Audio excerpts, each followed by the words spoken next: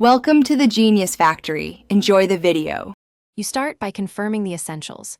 You are signed into the correct Microsoft account, and you can see your Xbox points or account balance.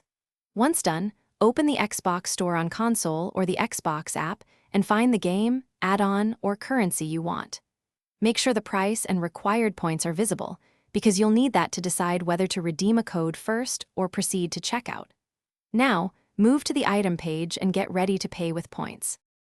Next, apply any codes or prepare to use your balance at checkout. If you have a 25-character code, redeem it under Store Redeem to add funds immediately.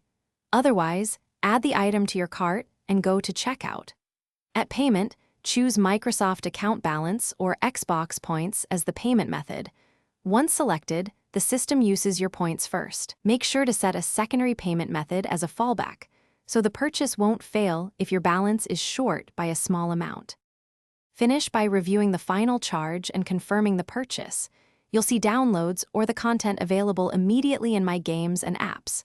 Once complete, save the receipt from your Microsoft account purchase history for records or refund requests.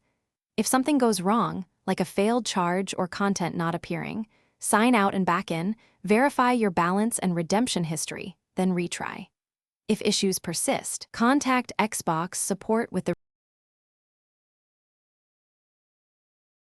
Thanks for watching. If you found this helpful, don't forget to like and subscribe.